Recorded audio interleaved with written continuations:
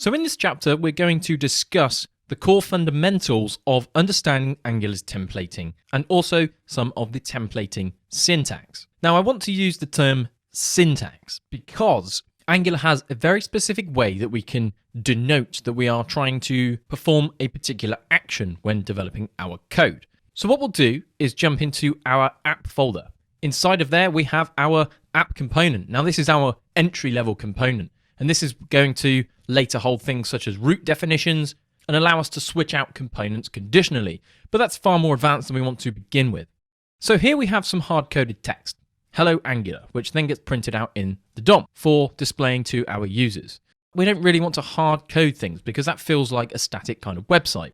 We want to build JavaScript-driven applications, which means that we want to use our component for what it's made of. Now, a component is our way into the DOM. We want to break down our application into smaller components, reuse the ones that we can, request some data, and then show that data, hopefully dynamically, to a particular user. If the data, of course, doesn't need to be dynamic, we can simply hard code it up here in the template, which is absolutely fine.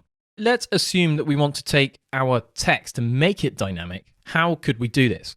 Now, our first step to this is understanding what we call interpolation.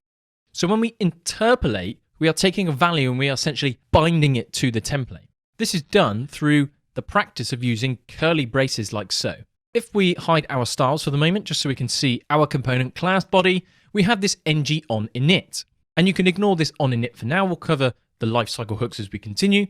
But when we generate new components with the Angular CLI, you'll commonly see this because this is how new components are generated. So what I'm going to do is change this and add a property called message.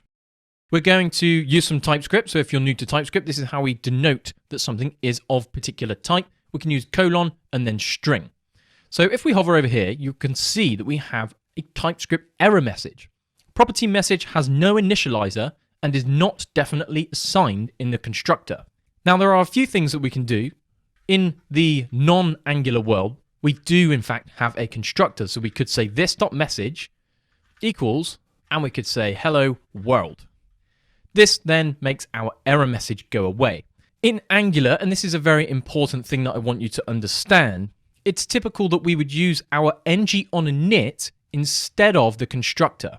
What I mean by this is that we want to initialize any values outside of the constructor. So instead of doing this.message inside of here, I'm just going to remove it and add it inside this ng on init.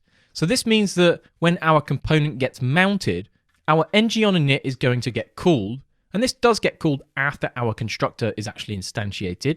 And this is a hook that Angular then invokes. So it's going to create our component.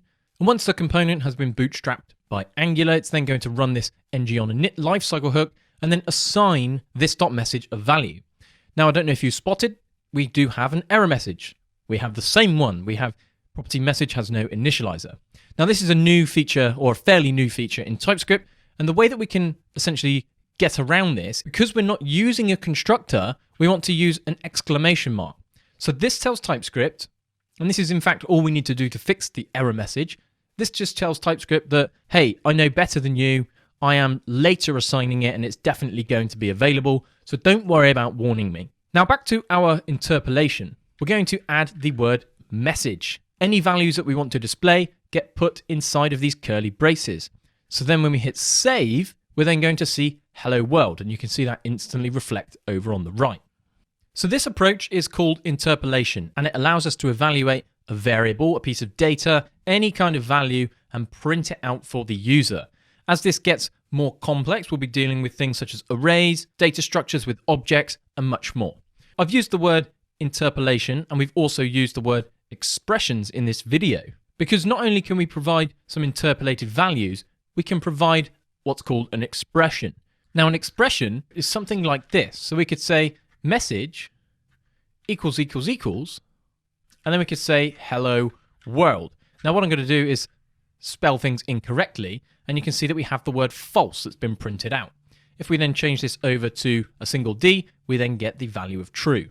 So an expression is a simple way that we can pass in something that we want to check. And this is a small gateway into the JavaScript world in the Angular templating syntax. Now, like most things, we tend to then add more complexity over time. So it might be a good idea for us to further break out our expressions that do get more complex into the actual component class itself and avoid littering our templates and just keep them as simple as we can.